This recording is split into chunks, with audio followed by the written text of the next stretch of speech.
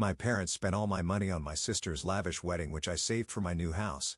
Your sister's wedding is more important than your home, so don't be selfish. So I left the wedding without any answers. Then I closed all their ATMs and accounts, stopped helping, completely cut them off. They called me in shock. They apologized, but My name is Emma, and at 38, I'm about to share a story that completely reshaped everything I believed about family, responsibility, and love. Growing up, my family wasn't wealthy, but we managed. My mom had to retire early due to health issues, and my dad kept working, counting down the years until his own retirement, just 2 more to go. Then there was my younger sister, Evelyn, 13 years younger than me and the undeniable favorite in our parents' eyes. By the time I graduated college, I had secured a stable job and moved in with my boyfriend, Henry. He was practical, logical, just like me, which is probably why we worked so well together. While Evelyn was still finishing her degree, I was already building my career and thinking ahead about our family's future. You know, you don't have to keep sending them money, Henry would say whenever he saw me transferring funds into my parents' account. They're adults too. I'd shake my head every time. They need the help, Henry. Their house is falling apart. I don't have kids, and this is my way of making sure they're okay. The house, that old, crumbling 2-story place where I grew up, was becoming a serious concern. The walls had cracks so deep you could see daylight through them. The roof leaked every time it rained, and the heating barely worked during winter. I finally hired a contractor to inspect it, hoping for some good news. Instead, I got a grim reality check. The contractor walked through each room, shaking his head. "Ma'am, fixing this place would cost more than just building new."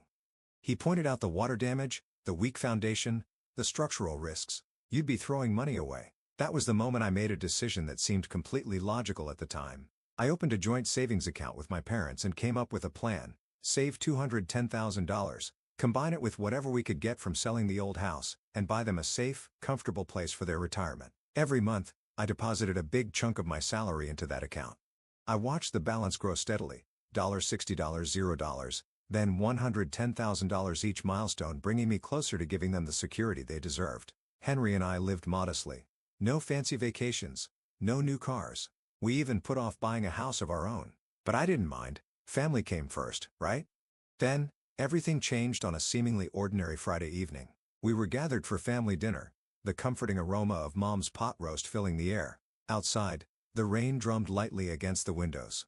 It was one of those moments that felt warm, familiar, until Evelyn cleared her throat, drawing everyone's attention. She was glowing, her eyes sparkling with excitement. "Scott and I are getting married," she announced, holding up her left hand. A massive diamond ring caught the light, easily worth more than my entire annual salary. Mom gasped and jumped from her seat, hugging Evelyn tightly. Dad grinned with pride. And me? I sat there, staring at that ring, feeling something inside me shift. Something that had been buried under years of responsibility, sacrifice, and devotion to my family. Because in that moment I realized, maybe I had been wrong all along. I was happy for Evelyn, truly happy. Scott was a good guy from a nice family and he treated her well. They seemed perfect together. But then, she dropped a bombshell that changed everything. "I've planned it all out," Evelyn said excitedly, pulling out her phone. She showed us a Pinterest board filled with fancy wedding ideas. The venue, the flowers, the dress, everything. "It'll cost about $380,000. I choked on my water. $3.80 $0? I repeated. Sure, I had heard wrong. "Evelyn, that's crazy." The room went silent. Mom and Dad exchanged awkward glances. Evelyn just looked at me with an expression I had never seen before, like she expected this, like it was only fair. "Scott offered to do something smaller," she said, waving her hand like it didn't matter. "Just family and close friends. But I told him I could handle the cost myself. I want his family to see that we're just as good as they are." I stared at her. "And how exactly do you plan to pay for this?" She smiled sweetly. "You're going to help me, of course. You've always helped family." The silence was deafening. I turned to Mom and Dad, expecting them to say something, to tell Evelyn she was being ridiculous. But Mom just stared at her plate, and Dad suddenly found his coffee very interesting. I took a deep breath. "I can give you $30,000 for the wedding," I said carefully, "and another $20,000 as a gift." "That's already a lot, Evelyn." Her smile disappeared. Her face darkened.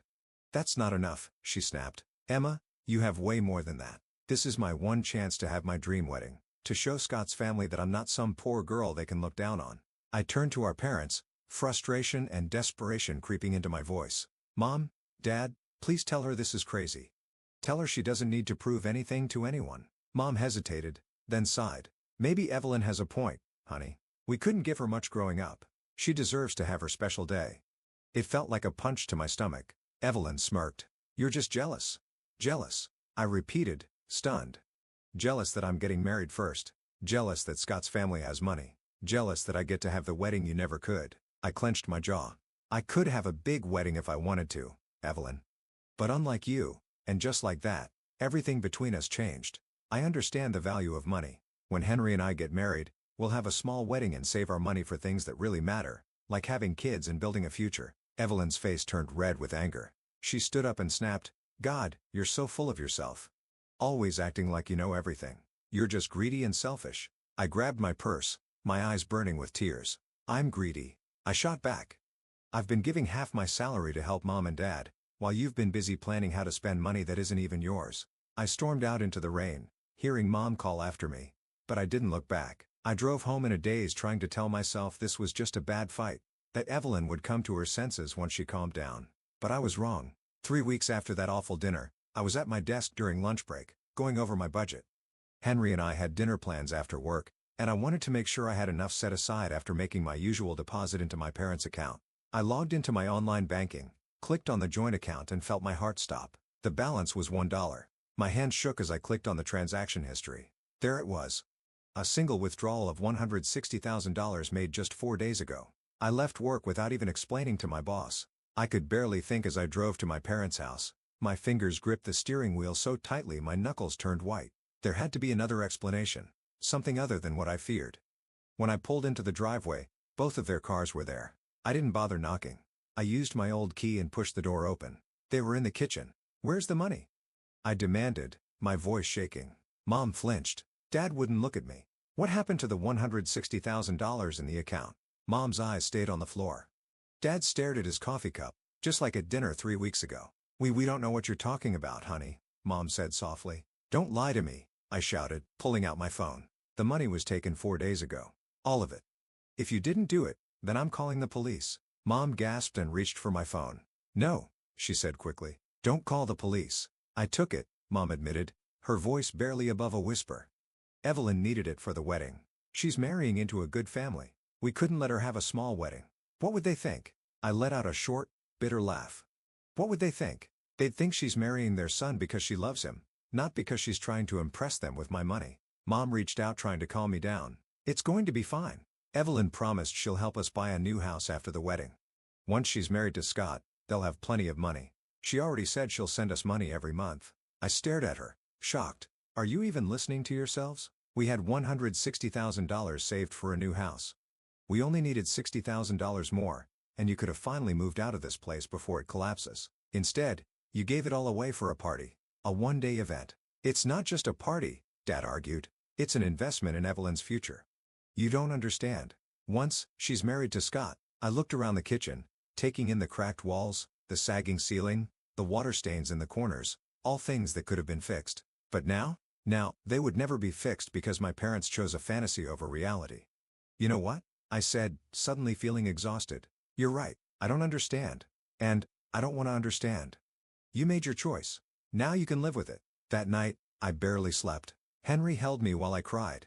Then helped me make a plan. First thing in the morning, I closed the joint account and opened a new one in my name only. Then, I called Evelyn. She picked up after the 5th ring, sounding annoyingly cheerful. Oh, hi, Emma. I was just looking at wedding venues. There's this amazing place. Cut the crap, Evelyn, I interrupted. I know what you did. I know about the money. There was a brief silence. Then, her voice turned cold. If Mom and Dad gave me the money, that's their decision. You're not in charge of them. Give it back, I said through gritted teeth. Give it back now, or I swear to God, Evelyn. Or what? She snapped. You'll call the police? Go ahead. Mom withdrew it legally, so there's nothing you can do. Honestly, Emma, you should be happy for me. This is my dream wedding. I could barely believe what I was hearing. Your dream wedding? I spat. What about Mom and Dad's dream of having a safe home? Did you even think about that? Evelyn scoffed. Oh, please. They'll be fine. Once I'm married to Scott, I'll buy them whatever they need. His family has connections. We can probably get them a house for way less than market value. And in that moment, I realized, Evelyn had never cared about anyone but herself. I let out a bitter laugh. You really believe that, don't you? that marrying into money will magically solve all your problems. There was silence on the other end of the phone. What did you tell Scott about where this money came from? I asked. She didn't answer. He doesn't know, does he? I pressed. You told him you had the money. Does he have any idea you stole it from our parents' house fund? I didn't steal anything. Evelyn shouted. You know what? Don't come to the wedding. I don't want you there anyway.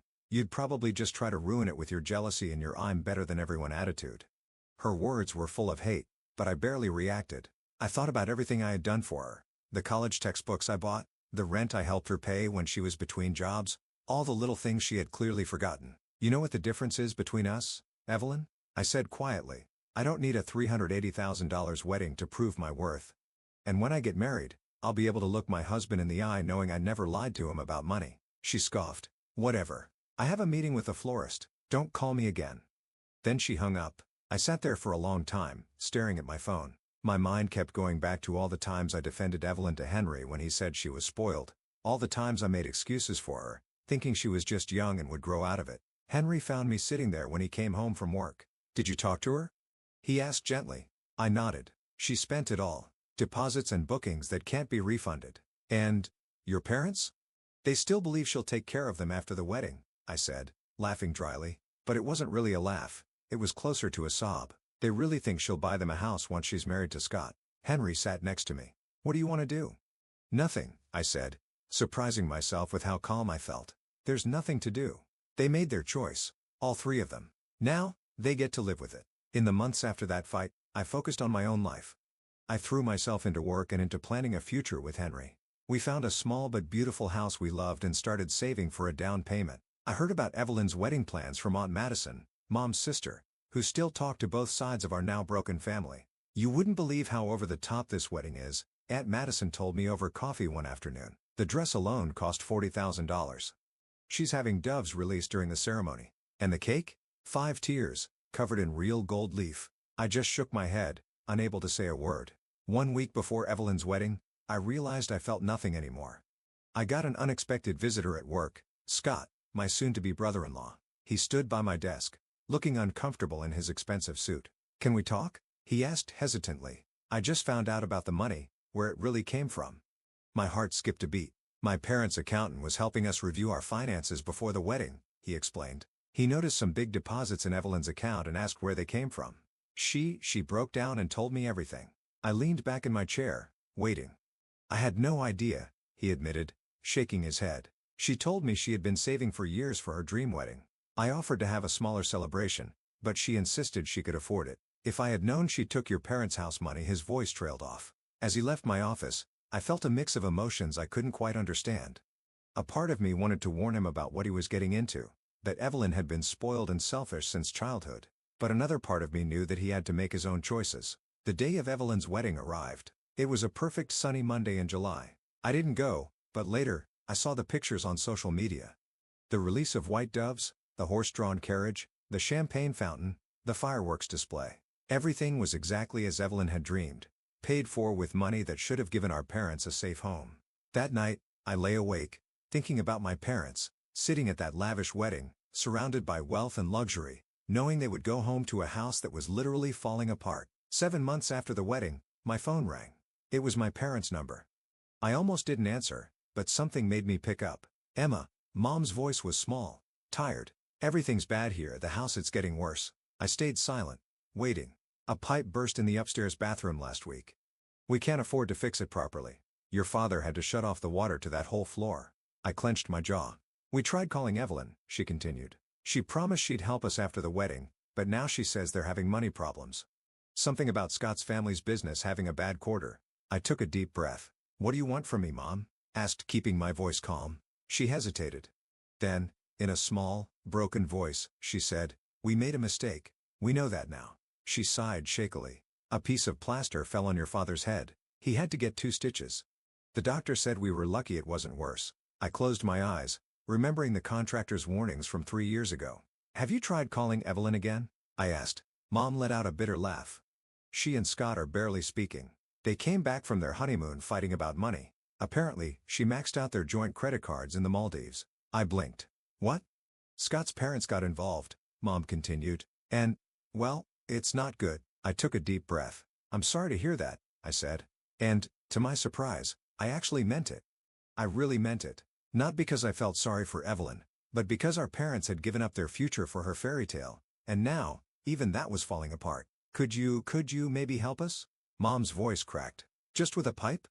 We can't use the upstairs bathroom at all. Your father's back is hurting from going up and down the stairs at night to use the downstairs one. I thought about the house Henry and I were saving for. About our wedding plans. I can't, Mom, I said, my voice firm. I'm not in a position to help anymore. You need to talk to Evelyn. After I hung up, I called Aunt Madison. She told me what Mom hadn't.